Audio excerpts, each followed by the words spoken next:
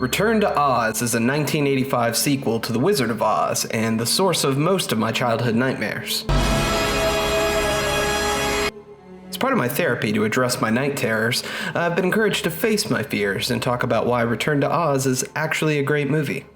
Hopefully you're already familiar enough with The Wizard of Oz, but in case you've been held prisoner under a mountain for the last 80 years, Dorothy Gale lives on a farm in Kansas with her aunt and her uncle and her dog Toto. When a tornado blows Dorothy's house away with her and her dog inside, she wakes up in the Technicolor land of Oz, where she meets a brainless scarecrow, a tin woodsman, and a cowardly lion.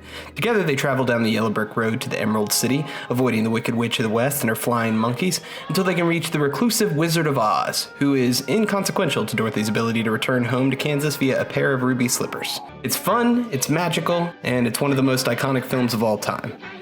Then there's Return to Oz.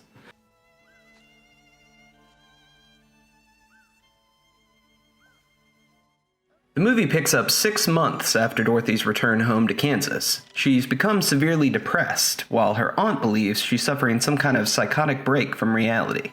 When Dorothy refuses to stop insisting that the Land of Oz is real and not in her imagination, her aunt takes her to a psychiatric facility for electroshock therapy. When the building is struck by lightning, Dorothy tries to escape, but she's chased by the facility's unusually creepy nurse, which causes her to fall into a raging river and nearly drown before passing out in a floating crib.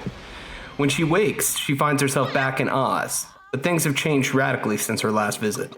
The yellow brick road has been destroyed, the Emerald City has lost all of its emeralds, and Dorothy's friends have been turned to stone.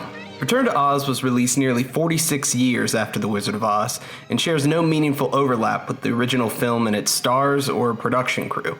Notably, Return to Oz is the only film ever directed by Walter Murch, who's considered to be one of the greatest film editors and sound designers of all time.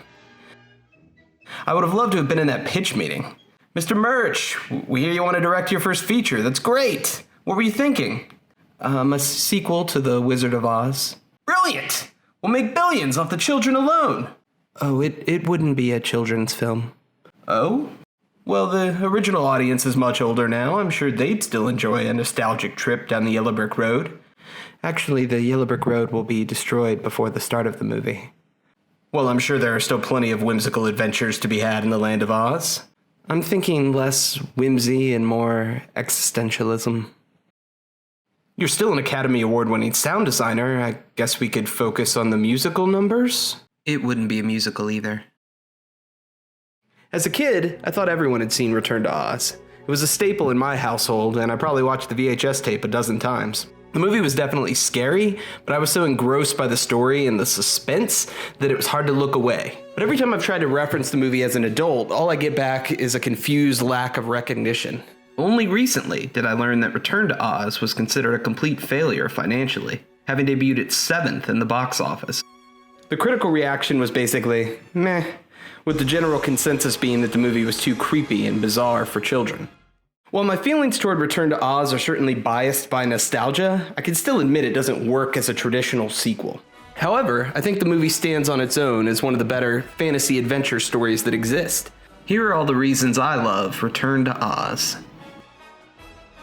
The movie's star is still Dorothy, now with age-appropriate casting, and the Scarecrow and Dorothy's aunt and uncle still feature as supporting characters, but the rest of the cast is comprised of new and interesting characters.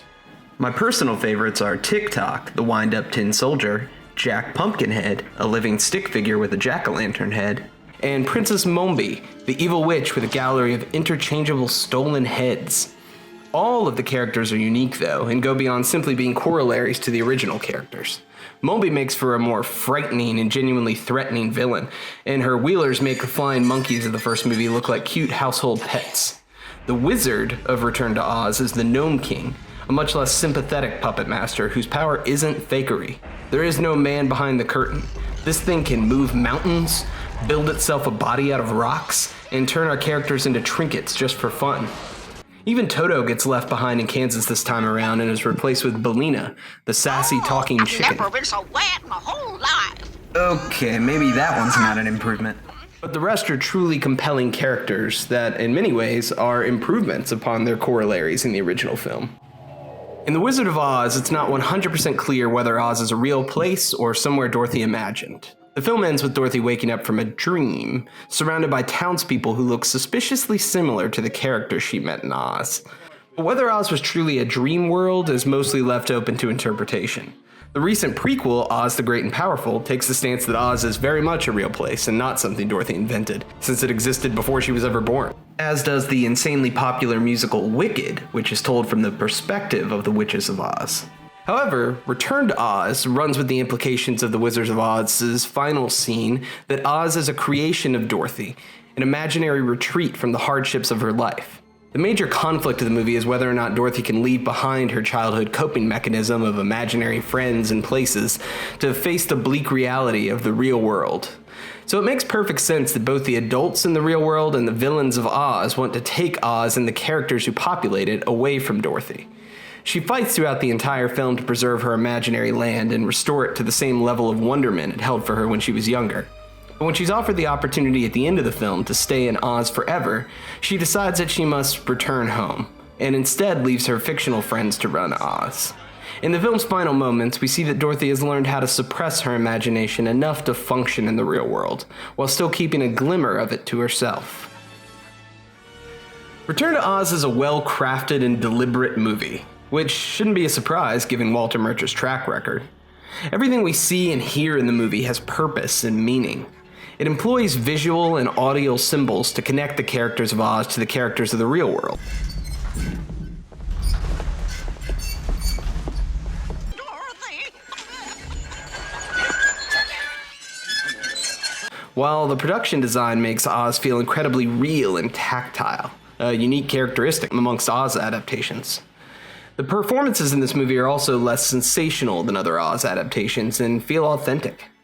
And the movie's use of stop-motion animation, though dated, is charming and gives the universe character. It's clear that this movie was made with intention.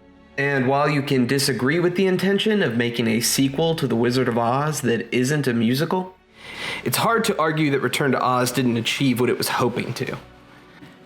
As our culture becomes ever more concerned with shielding children from anything that could be considered even remotely inappropriate or mature, I don't think we're likely to see a Return to Oz again. There's death and horror and existential questions about life that would feel alien in a modern children's movie, which typically strive to be as bland and unoffensive as possible. The most recent movie I can think of that told a children's story in a dark and mature way was Pan's Labyrinth from 2006, and that movie was rated R. I'm not praising Return to Oz just because it's scary to children or because it's dark. I'm praising it because there are genuine stakes in the movie. The events of the plot mean something because around every corner, the characters face danger and the real potential to lose their lives. Even the resolution of the movie doesn't give you relief.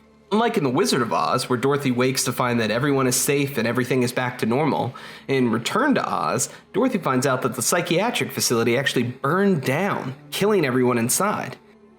And I didn't pick up on this until I rewatched the movie as an adult, but I'm pretty sure Bellina was eaten. Early in the movie, Dorothy explains that Auntie Em is planning on slaughtering Bellina if she continues to fail to produce eggs. Though we see the talking version of Bellina produce an egg while she's in Oz, we suspiciously don't see Bellina at all once we're back in the real world. And it's suggested that Dorothy left her back in Oz, but since Oz is in Dorothy's imagination, well, things aren't looking good for Bellina. It's a shame that Walter Murch didn't continue as a director because there's a level of craftsmanship in Return to Oz that suggests tremendous potential for Murch as a filmmaker. But I suppose that's like lamenting Michael Jordan's baseball career never really took off. If you're a fan of other dark fantasy movies from the 80s like Labyrinth, Dark Crystal, or The Neverending Story, and you haven't seen Return to Oz, you should watch it immediately. I'd also recommend the movie to any parents of young children who think a small amount of trauma is good for the developing psyche. I watched the movie several times as a kid, and my therapist says I turned out great. Return to Oz is not a perfect movie, but it's a movie I'm very fond of, and I hate to see it unjustly fade into obscurity.